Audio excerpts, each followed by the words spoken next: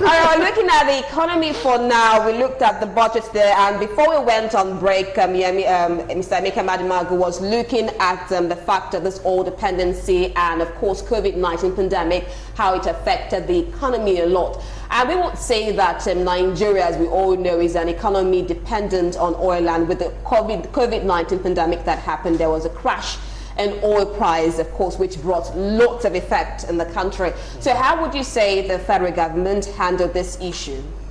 Well, that has posed one of the many promises or probably talking points of this administration, which was false. Because they kept telling us that they've diversified the economy, the economy is so percentage dependent on oil, we've done this. Yeah. And COVID-19 exposed them, and I keep asking, where's the diversification? Why are we not feeling the impact during COVID-19? Yes, the whole world went through that global shock. It was a global shock.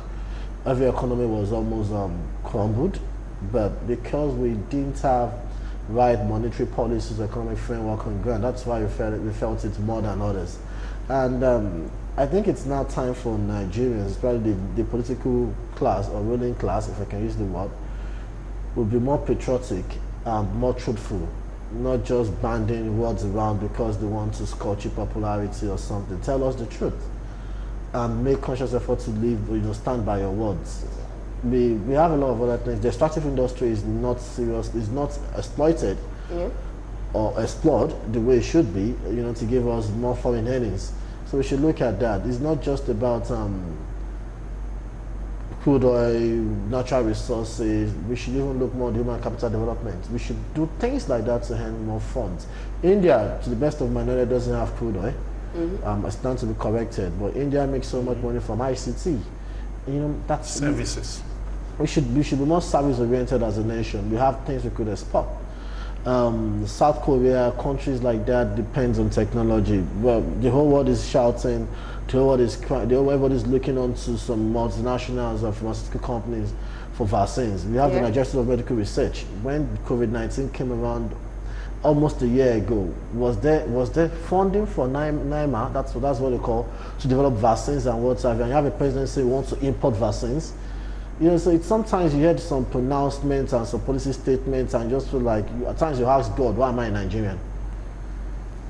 Okay, we also had part of the COVID-19 pandemic aftermath, and of course, due to oil dependency, we saw a bit of hike in the price of fuel and electricity also, and the federal government in its own position actually justified these particular hike in prices. And of course, I think later on in the year, November, it also reduced the price due to negotiations between the Nigeria Labour Congress to 5 naira. I would rather reduce it by 5 naira. Yeah. You see, it's when you talk about apart from you being intelligent to be a leader, there's something called emotional intelligence, and this government since 2015 has been demonstrating huge lack of emotional intelligence. We just came out of a pandemic. No matter the justification, can't you guys just hold it? Now, and let me tell you this. You're milking Nigerians, you taxing Nigerians, you're extorting Nigerians, mostly not because you want to run the country, probably just to fulfill your lifestyle. In the height of increasing tariffs, electricity tariffs and what have you, the electricity has not improved. I don't know, it's been fantastic. We are still paying more for the wacky services those guys were rendering.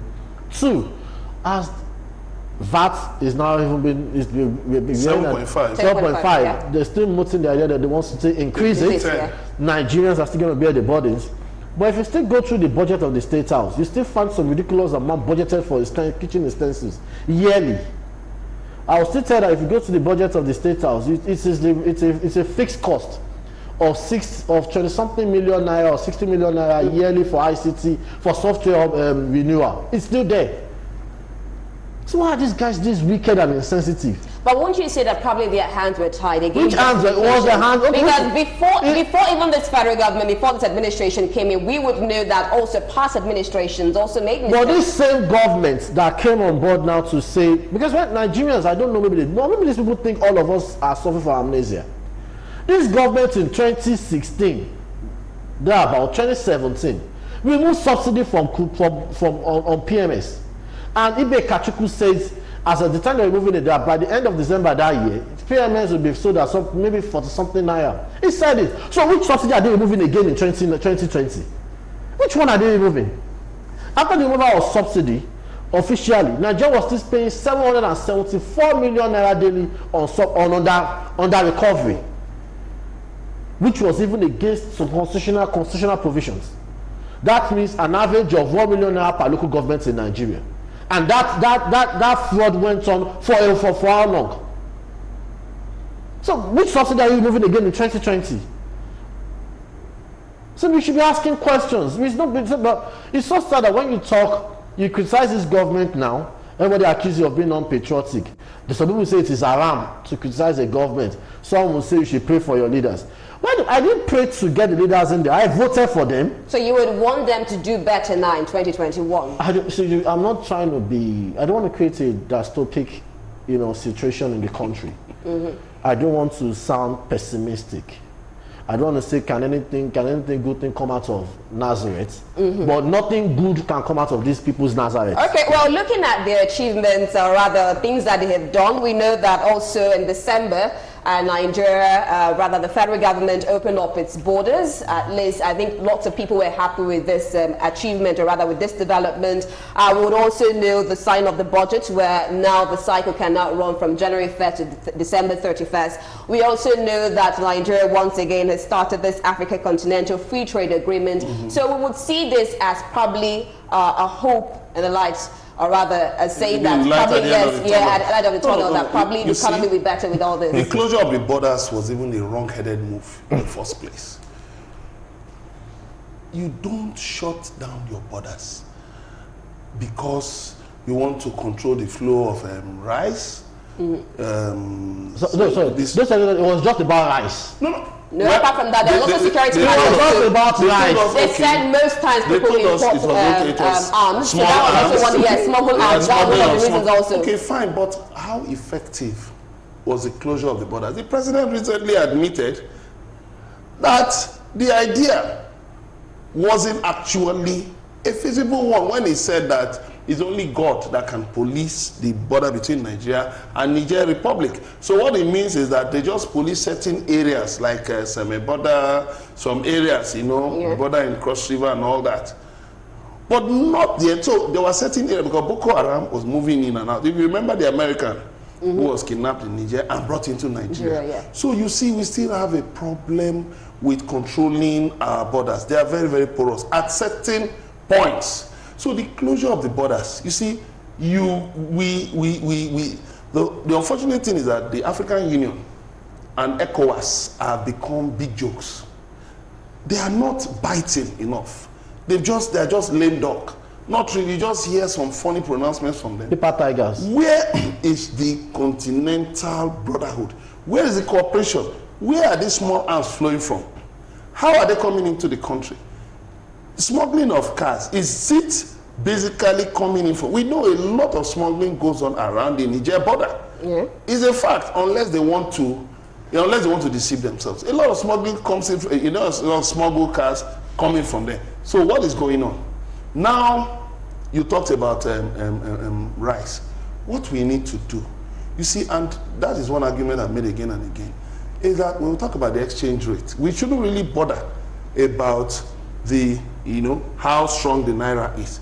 If we can ramp up local production, feed ourselves, produce a lot of things, so many things that Nigerians need, and they reduce our import dependency. The president has talked of, cutting off forex for importers of food. But that will not do anything because you're still supplying the black market with forex. So people will simply go there, get the forex, and pass it down to the end consumer, to the consumers. So either way, you are not solving the problem. What you need to do is this. You talked about diversification. In your first term, it was zero. Your export level was poor because you were so excited by the rise in oil prices. So you now abandoned diversification.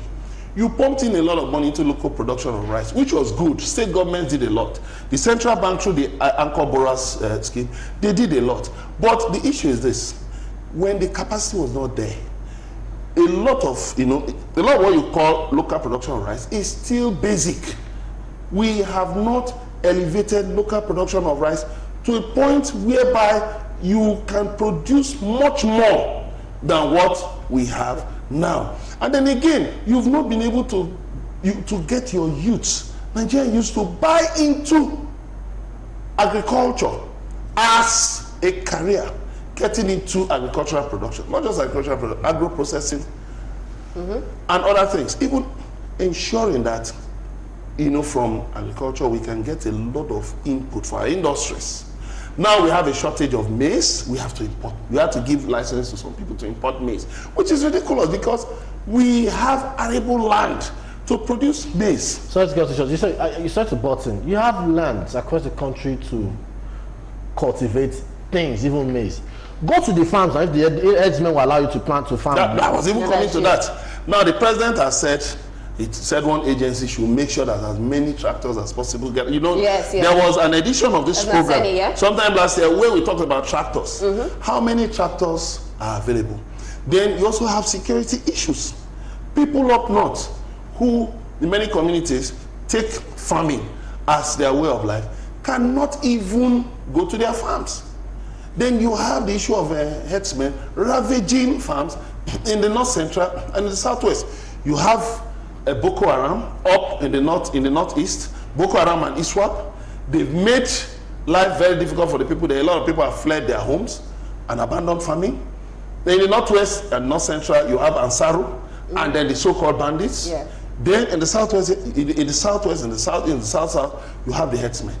Now government is basically helpless because insecurity is eating deep into the budget. So whatever they are telling you as budget, they've told you, okay, they've told us that recurrent expenditure is the highest item, which should not be, because you ought to ramp up the capital expenditure. We ought to strengthen infrastructure, power supply. There must be an emergency. I expect the president in his speech yesterday to have talked of declaring an emergency, sort of a force majeure in the power sector, because if we continue the way we are going, budgets, in fact, it's so bad that budgets have become a yearly ritual. It's going to even get worse because we will not be able to meet even the barest targets, the minimum targets. Then look at it. We're talking of mining gold in Zamfara. The government is playing double standards. Who owns the gold? Now you see the Niger Delta is rumbling that if Zamfara could come out to say it's selling its gold to the central bank, then of course we should sell our oil to the federal government. Yeah. That comes again to the explosive issue of restructuring. You see politicians, when it suits them, they talk about restructuring. When it doesn't suit them, they jettison it. Who are we deceiving? We are hurting the nation. Because what we're doing is that when we're playing politics with potential, viable sources of revenue, what are we doing? We are denying ourselves of what should actually accrue to us as a nation. So if you want to go for fiscal federalism, go for fiscal federalism. Let the states control the resources in their areas and then pay royalties, pay taxes to the federal government. Bite the bullet once and for all, so that we can also reduce. One, right now, we need to do something about the revenue allocation. Federal government taking 52.6%, it is no longer tenable. The states cannot continue with this feeding bottle mechanism, where at the end of every month, you go to Abuja, your Commissioner of Finance goes to Abuja to get a check. We can't continue like that. All right. One more point. Okay. Now, giving allocations to states in Naira, it defeats the purpose of true federalism. If your oil receipts are in dollars, which the late economist Henry Boyo kept saying, then pay states in the same currency, not bring it, you now convert it at official rates to Naira before you give it to state. You should change them. And I think the governors should get their acts together. They should get their acts together and insist on a review of the revenue allocation. All right, we're looking at the state governors now getting their act together, looking at local production, how Nigeria will be able to produce most of the things that are needed in the country so that it can boost the economy. Let's look at the oil and refinery now. I think that was one major thing that also made headlines last year, as we know that the Kaduna refinery, despite so much money plunged into it, did not produce anything at all. How well do you think? Because right now, I know we're looking at diversifying the economy, but at the same time, let's look at what we have there, which is our major source of revenue, which is oil. But yet, we are not still able to even get things from it. You see, let's. I think we should look at our fund as how we got to this point.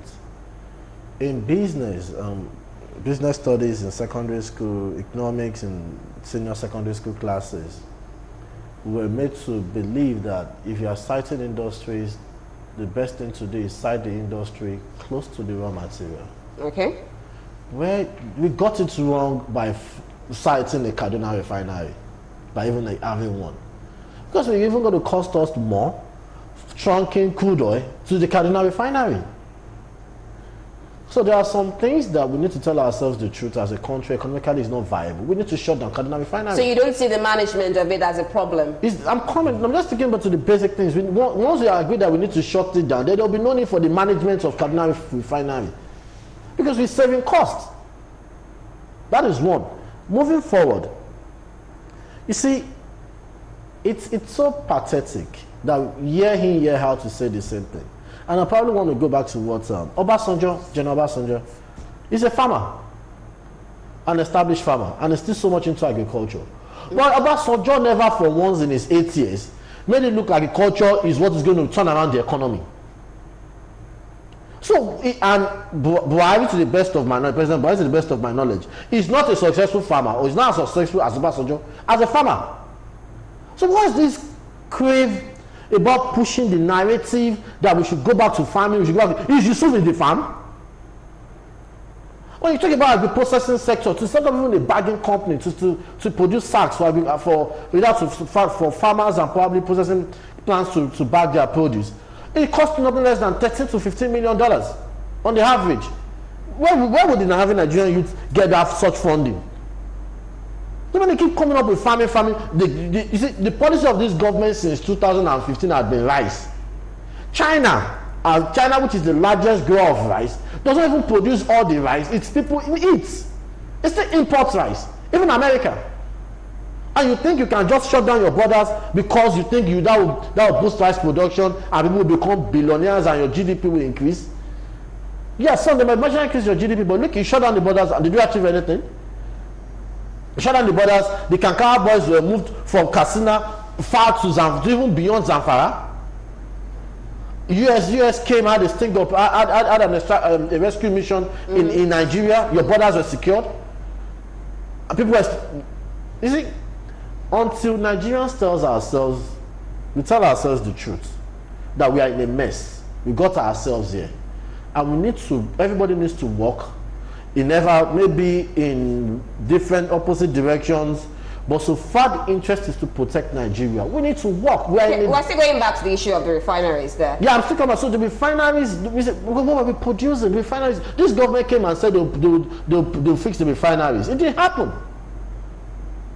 Now everybody is now looking on to Dangote for a refinery. I said Dangote is not a businessman. Dangote is a capitalist. He's going to make profits. So what would you posit as a way forward now? If you want to fix, even Russia has Gazprom. Russia still has a stake in its industry in Russia. If you want to privatize fully and get your hands off it. And if you want to be in it seriously. When Atiku said he was going to sell the refiners and everything, and NNPC, it was accused and it was eaten raw by Nigerians. Yeah. Now this government is saying the same thing. Just do this and let's get done with it. We can't be funding a waste. Spent almost billions of naira into Kaduna refinery that did not produce a liter of PMS. Did not refine a liter of PMS, and you are still going to. And in this budget, there will still be allocation for Kaduna refinery. Same too for Warri refinery, LMA Petrochemical. And these things are not working. If those ones that are working, those are not working. Shut it down, remove the thing, and sell the metals there as scraps. Okay, let's hear Emeka Madinago's opinion on this. Now, he's talking about selling off the refinery since they are not working. Of course, I support that. You support it? Yeah, but one big problem this government has is the elevation of propaganda, you know, to an inborn art. thing. Is a big problem to this administration. The way, you know, the way it encourages Fake news. you know, all kinds of groups coming up online to attack policies, even things people don't understand. The allegations that there are people paid to do such things, but these are unpatriotic elements, because when you close the borders, they said it was right to close the borders, but it was a wrong-headed move. Inflation jumped to double digits. Yeah. So what are you talking about? You are closing the borders when you sign an agreement with Africa Free Trade. Then you talked about, okay, that the borders will remain. A minister of the Federal Republic came out to say that the borders will remain closed for as long as possible. No, and I just thought people don't mind him, because by January 1, the Continental Free Trade Agreement will come into place. Even though we are reluctant to sign it, but you see, there are certain things we cannot stop. There are certain things we can't do. So you see, Africa right now needs to ramp up, you know, economic integration, you know, so that African nations don't totally collapse. Because, you know, it's a basket case. We are so aid dependent on loans from China. Yeah. But have we cared to study how Greece? I was reading one analysis about how Greece was able to use Chinese, you know, was able to use loans from China, worked out a kind of agreement with China, and exited. You know, Greece had a big problem. Yeah, big economic Greece. But I now read that it was through an agreement with China, an understanding with China, that Greece was able to exit that bankruptcy, you know, and come back to good health. But African nations are dependent on this Belt and Road Initiative of China, which is going to leave a lot of them in ruins very soon. You see the borrowing, $85 billion. Come on. What we need to do is this. Those unproductive so-called national assets should be disposed of. It was a debate some years ago, and I said, I think that was in 2016, let's sell off some of these national assets. We can't continue to pretend that, okay, we can manage them, because we don't have the capacity to manage them. Let's sell off some of these so-called national assets, ramp up the economy, and then let us also look at budgetary allocations. The allocation to the National Assembly, the allocation to the presidency. That's more like cutting cost of governance. We need to cut the cost of governance. The other time there was a debate in the Senate about what kind of cars, whether they should buy locally produced cars. And then the senator representing the area where you have a local car production plant was one of those that opposed it and said no, they should go for an imported variant. Then I knew we were in big trouble, because I expected that the senator, even if it's for the national good, for patriotic reasons, should have come up to say, okay, no, let's encourage. I can explain the reason to you. But you know what? He now insisted that we had to import. Okay, look at the cars they imported. In the middle of COVID, that was really National Assembly members were taking delivery of cars. That was an insult to Nigerians. But you see, you will see people, cyber warriors, who will say everything is okay, everything is okay. And I ask them a question. Listen, whatever you are eating that has made you unable to say the truth, the day the roof will collapse on your head, look, it's going to hit everybody. You won't be exempted. Okay, all right, still looking at this budgetary allocations, let's have a bit of rough sketch. We know that the Ministry of Defense got 840.56 billion naira. The Minister of Interior, 227.02 billion naira. The Ministry of Police Affairs got 441.39 billion naira. Ministry of Education, 545.10 billion naira. The Ministry of Health, 380.21 billion naira. IMEC is budgeted for 40 billion naira in the particular budget. For the agriculture and rural development, we have 110 billion naira for the budget. I see Emeka What Madinago. about education? Please look at Education, I have 127 billion naira for education. And also it's taking Look almost at, 40 billion. look at the across. three. Look at defense, interior. They have the highest allocation. In fact- Are we at war? No, I was going to say something. Whether we like it or not, we are at war. And if the sad thing there for me is the budget for police affairs. Yeah. I think that was not even up to 441.39 billion naira. billion. Yes. Yeah, I thought you said million. I wanted to cry. But you see, it's this. You see, even the 800 and something billion naira we're spending for allocated for defense, based on what we are confronting right now, it's not enough. We are not spending like a country in a state of war, and we're in a state of war. Our military standing force is under 150,000 personnel across Navy. That's a combination of the Navy, Air Force, and the Army. We are not serious at all. The Army alone should have at least 300,000 men, standing troops, and like 500,000, 700,000 reserves. Okay, now you brought about the issue of personnel. Of course, one other thing, of course, that we'll be discussing in part of the sectors is security. In fact, economy has really taken our time. Of course, we'll look for ways to make the economy better in 2021.